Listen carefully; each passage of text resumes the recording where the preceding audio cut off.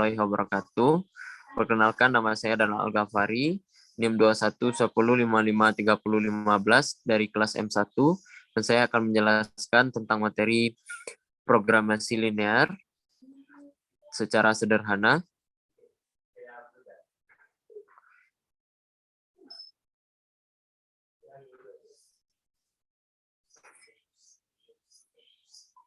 Yang sebelum Iko ya, slide-nya ya. Iko yang slide. Iya, Iko ya. Oke, ulang ya, Pak.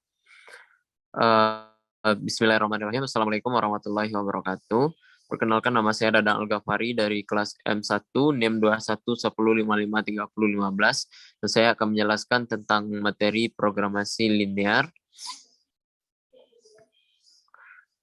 Merupakan teknik untuk mengoptimalkan suatu fungsi yang mempunyai kendala, dapat digunakan untuk memaksimumkan keuntungan dan meminimumkan sebuah biaya. Semua fungsinya berbentuk linear. Berikut contoh, yaitu satu perusahaan memproduksi dua barang, yaitu X1 dan X2. X1 memberikan keuntungan $45 per unit, dan X2 memberikan keuntungan $55 per unit. Proses produksi menggunakan dua mesin. Pertama, kapasitas kerjanya 120 jam, dan yang mesin kedua 180 jam. Produksi X1 memerlukan 6 jam di mesin pertama dan 3 jam di mesin kedua. Produksi X2 memerlukan 4 jam di mesin pertama dan 10 jam di mesin kedua. Memaksimumkan yaitu Z sama dengan 45X1 ditambah 55X2, yaitu di sini kendalanya itu 6X1 ditambah 4X2, yaitu kecil sama 120, 3X1 ditambah 10X2 kecil sama 180, jadi X1 dikali X2 kecil sama dengan 0. Jadi di sini yaitu memaksimumkan, itu Z sama dengan 45X1 ditambah 55X2, itu fungsinya objective function. Dan kendalanya di sini bisa kita lihat atau yang disebut dengan RHS, right hand side, dan di sini hasilnya itu disebut dengan non-negativity.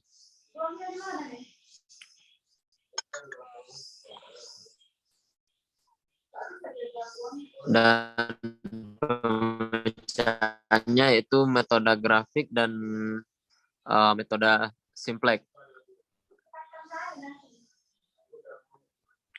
Yaitu yang pertama yaitu metode grafik, itu tanda pada kendala dijadikan dengan tanda sama dengan gambar setiap kendala, tentukan daerah yang memenuhi kendala, tentukan daerah yang visible, dan tentukan koordinat titik potong kendala, dan gambarkan fungsi tujuannya, geser FT sampai di titik yang paling jauh atau dekat dari origin.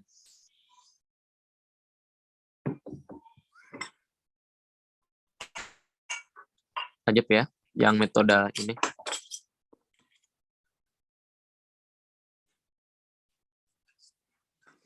Dan ini itu metode simplex adalah metode untuk menyelesaikan masalah programasi linear dengan menggunakan prosedur interaktif sampai solusi optimalnya tercapai. Itu dengan memaksimumkan seperti yang disampaikan, itu Z sama dengan 45X1 ditambah 55X2.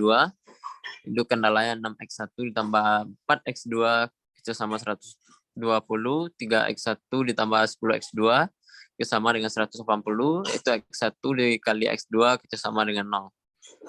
Mungkin cukup sekian, saya akan menjelaskan programasi linear, dan lanjut untuk materi kedua yaitu relasi.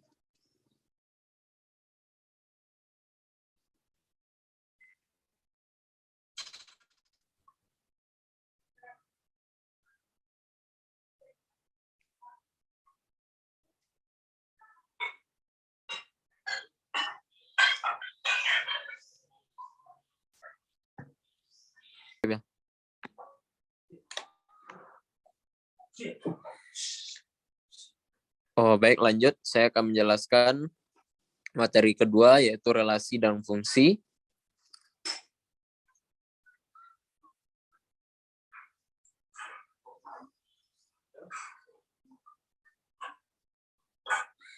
Relasi yaitu adalah hubungan antara himpunan A dengan himpunan B yang berpasangan dengan aturan tertentu. Himpunan A dinamakan daerah asal atau domain, himpunan B dinamakan dengan daerah kawan atau kodomain, dan daerah hasil dari himpunan A dan B disebut dengan rank. Seperti gambar ini.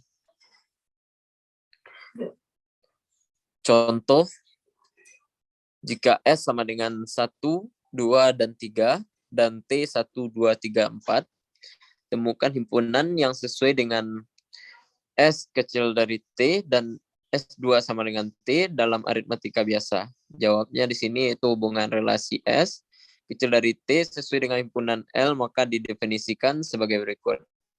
L itu 1,2, lanjut 1,3, lanjut 1,4, lanjut dengan 2,3, 2,4, dan 3,4. S2 sama dengan T memiliki, dan R sama dengan 1,1, 2,4 sebagai himpunan yang sesuai. Hubungan pada himpunan yaitu memperkirakan A adalah relasi biner dari suatu himpunan A sendiri. Dengan kata lain, kita mengatakan bahwa A adalah relasi biner A, one spesial atau satu relasi khusus pada himpunan disebut identitas hubungan. A adalah sebuah hubungan identitas pada A jika dan lanjut yaitu sifat-sifat himpunan. A disebut refleksi jika dan hanya jika AA untuk setiap A delta A tidak refleksi jika dan hanya jika A tidak pernah benar untuk elemen A. A disebut simetris jika dan hanya jika A B menyatakan B AA, atau dengan kata lain jika A, B A berarti B, A dikata bukan simetris jika A tidak sama dengan B. A disebut transitif jika dan hanya jika A, AB, dan B, AC bersama-sama menyiratkan A, AC dan dikatakan bukan transitif jika dan hanya jika kapanpun A, AB, dan B, A, AC, atau dengan kata lain jika A sama dengan A gitu. Secara khusus, suatu relasi disebut relasi ekivalensi jika relasi tersebut refleksi, simetris, dan transitif.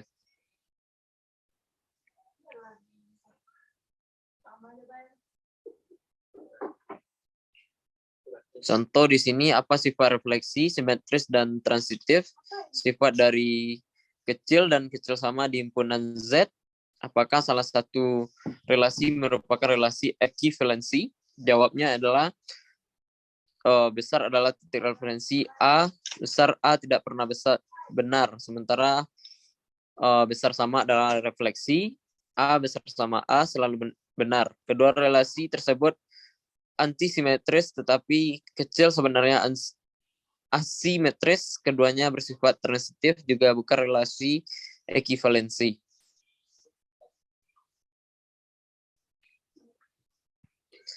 Fungsi itu pengertian fungsi. Fungsi atau penetapan adalah aturan yang menetapkan bahwa setiap satu anggota himpunan A domain berpasangan hanya satu anggota himpunan B kodomain, yaitu rumusnya G dalam kurung F dalam kurung X sama dengan G F dalam kurung X. Dan di sini bisa kita lihat contoh dari relasi. Ini adalah contoh non-komutatif.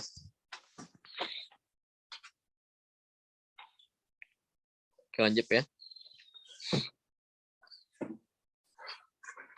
Ini adalah penjelasannya satu ke satu dan ke fungsi. Jika kita mendefinisikan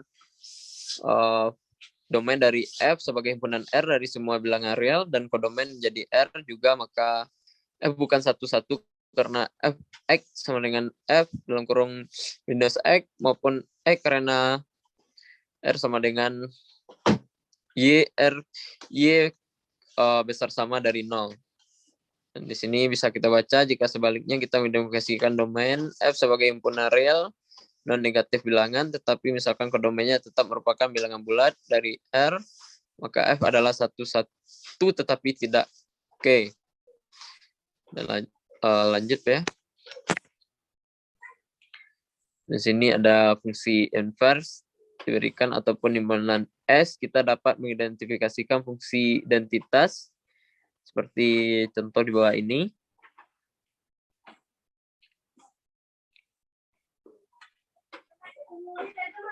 Contoh di sini diketahui sebuah fungsi yaitu f dalam kurung x sama dengan 3x ditambah 5, tentukan fungsi inverse-nya. Dan sini adalah jawabannya. Bisa teman-teman lihat. Dan mungkin cukup sekian dari saya, Danang Al-Ghafari, menjelaskan dari programasi linear dan matrik dan relasi serta fungsi. Saya mengucapkan mohon maaf atas segala kekurangan dan terima kasih atas kesempatan. Saya akhiri dengan Assalamualaikum warahmatullahi wabarakatuh.